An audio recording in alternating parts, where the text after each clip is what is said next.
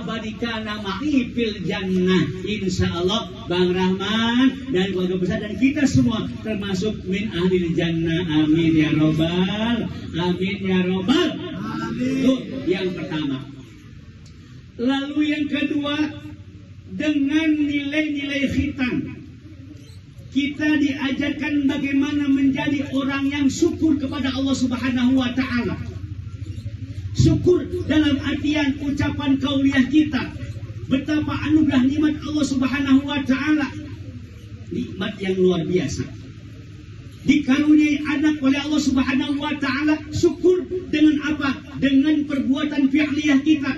Dengan tindakan perbuatan kita hitankan anak kita, amaliyah kita, maka syukur alhamdulillah. Ini sudah kita syukur alhamdulillah. Dan Pak Rahman, bagian daripada itu, la isyakartum la azidannakum wa in kafartum inna adzabi lasyadid. Tambah syukur kita. Ini nilai pelajaran yang luar biasa, subhanallah. Maka oleh karenanya subhanallah, dengan khitan ini kita diajarkan syukur yang luar biasa. Pertanyaannya, berapa banyak orang yang kepingin punya anak tapi belum dianugerahkan anak? Berapa banyak orang subhanallah yang kepingin bertahun-tahun punya anak tapi belum dikasih oleh Allah Subhanahu wa taala? Maka Pak Rahman mengajarkan kepada kita, contoh kepada kita bagaimana syukur kepada Allah dengan mendidik anaknya lewat khitan. Syukur kepada Allah Subhanahu wa taala. Alhamdulillah. Yang ketiga, lewat khitan putra beliau kita diajarkan bagaimana subhanallah mengikuti, mentaati baginda Rasul dengan terus memperbanyak doa. Lewat kita diundang paling tidak, tadi kayak durasi sudah membantu kita, memimpin kita untuk doa buat Ananda Ahmad Faris. Maka satu harapan kita, mudah-mudahan Ahmad Faris menjadi anak yang soleh. Kelak nanti menjadi permata hati buat kedua orang tuanya. Dan lewat khitan, insya Allah Ananda Faris kelak nanti menjadi anak yang bakti kepada kedua orang tuanya. Baca Fatihah. Al-Fatihah.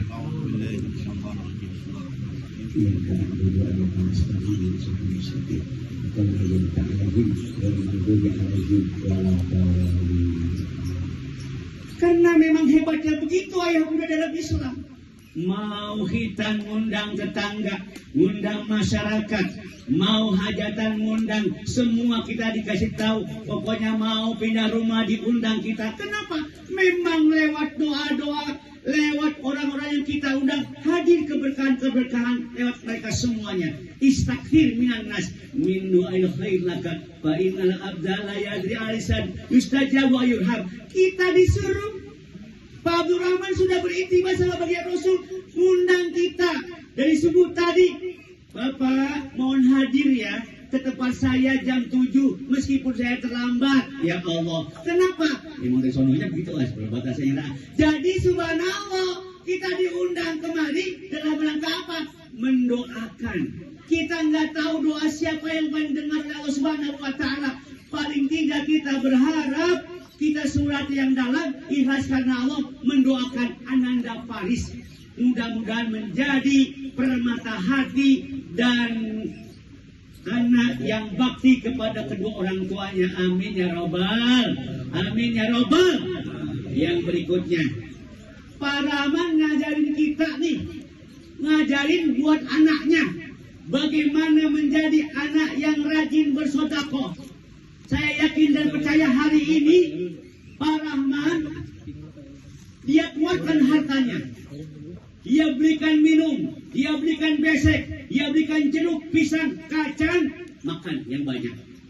Nanti kalau perlu, bila perlu, bawa pulang. Tempatnya nggak usah, tadi marah. Bila perlu dihabis ini, teguhkan air yang kita minum bernilai sodakoh. Amin ya robbal. Amin ya robbal.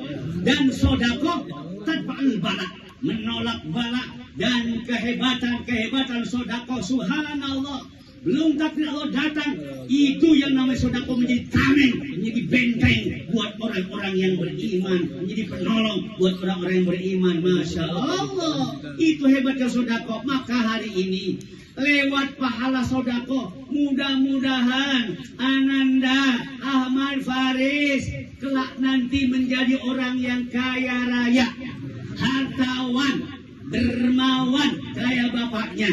Maka subhanallah, hari ini yang kita makan kacang, yang kita minum air minum yang mereknya Pit, yang kita makan jeruk, kita nikmati bersama. Nah, maka oleh karena itu pulang pun pasti ada beseknya. Tuh, gimana buktinya? Tuh ada besek tuh semuanya tuh. Saya tahu itu pasti buat kita kalau dikasih.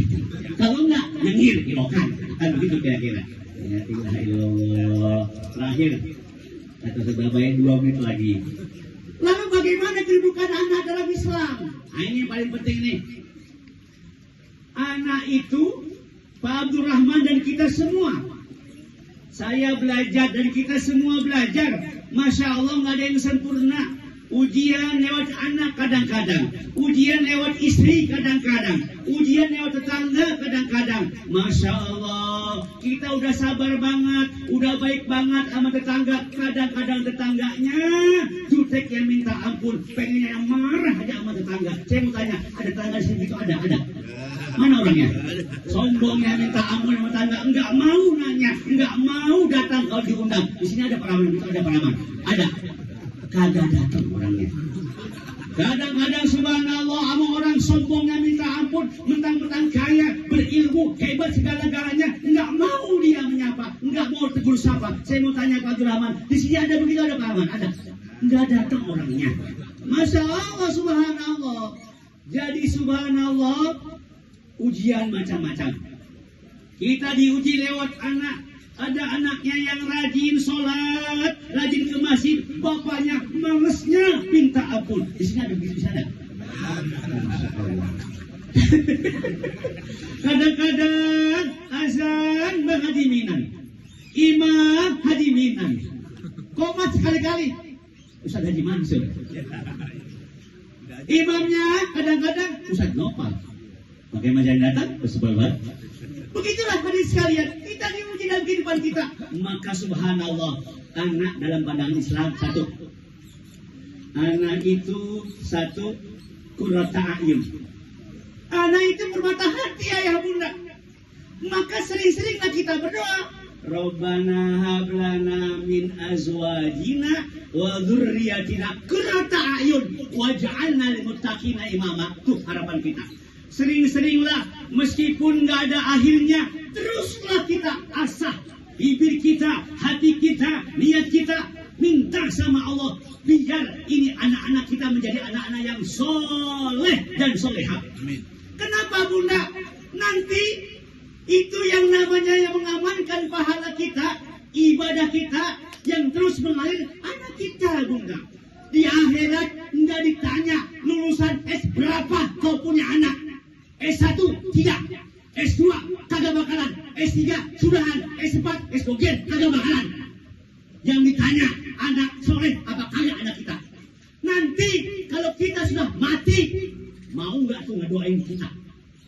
Kita bangga anak kita pandai komputer, pandai ilmu pengetahuan, pandai bahasa-bahasa asing, ahli perbankan, ahli komputer. Tapi kita harus bangga kalau kita punya anak-anak yang soleh, yang ibadahnya rajin, yang suka ibadahnya rajin, yang suka mendoakan. Jangan orang tua masih hidup, belum mati, udah berebut warisan kita. Di sini ada, saya mau tanya, ada nggak orangnya? Ada nggak orangnya? Nggak datang. Kita belum mati, orang tua, anak-anak kita udah berebutan harta warisan kita. Kenapa? Karena udah ada ilmu agamanya. Na'udzubillah min. Yang ada disumpahin orang tuanya. Bahkan di Bekasi kemarin, saya lihat itu Ustaz, ada YouTube yang luar biasa. Bayangkan, anak mukulin ibunya. Bayangkan. Habis dihajar tuh ibundanya. Usianya ibunya 43 tahun. Ini anak masih muda. Saya Saya juga bingung sampai istighfar sampai kecamat. Ya Allah, kita punya cerita ini anak karena dibawa kendali alkoholik di Bekasi. Jangan-jangan PT 3 ke PT 4 kena, jangan-jangan itu bocah. Dikepukin mamahnya segala macam kayak bunda tuh sampai tersungkur. Alhamdulillah polisi kita sigap, ditangkapnya itu anak. Dia dibawa pengaruh alkohol. Bayangkan kalau udah punya anak tukang ngedrugs, ngeboat, nyimeng, nyabuk saban malam, sakau saban malam. Orang tua yang perempuan bukan dihormati, bukan dimuliakan, tapi dipukul, dihajar habis-habisan. Na'udzubillah min. Saya mau tanya, ada anak yang kurang ajar di sini orang tua ada? Ada apa kagak? Kagak datang orangnya. Maka kalau ada anak kurota ayut permata hati, itulah dambaan orang tua kita, dambaan kita semua. Kita kepingin anak-anak kita di dunia dia akhlaknya baik, di akhirat nggak pernah berhenti mengamankan amal jariah kita, doa-doanya sampai kepada kita sallallahu alaihi wasallam. Yang kedua, anak itu sebagai apa bunda, ayahandaku, sebagai perhiasan. Al-malu wal banun zina. Hartamu, harta kita, anak-anak kita itu perhiasan. Kok bisa? Ya, perhiasan itu simbol keindahan, simbol kemewahan, simbol segala macam bentuk kesukaan-kesukaan kita. Masya Allah, itu harta, itulah juga anak. Maka kalau ada anak kita misalnya jelek, anak kita hitam, disebut sama orang, keling, hitam, kira-kira mana kan kita bunda? Weh, gimana Bismillah? Saya mau tanya mana kita? Hitam, pokoknya hitam, mana kita? Mana? Tuh bocah solo gak sopan, gue tak boleh tuh bocah, kagak sopan tuh bocah. Meskipun anak kita jelek, anak siapa? Ada tukang ojek, nggak apa-apa begitu. Memang simbol kebahagiaan kita. Di sekolah punya prestasi, bangga orang tua. Rizki nggak bisa azan, saya ngomong bapaknya, Bang Rahman ini Rizki rajin banget azannya, pinter banget. Senang orang tua, bangga orang tua. Di pesantren jadi pelopor sekarang ini, di Darul Rahman. Alhamdulillah. Rahman apa aja?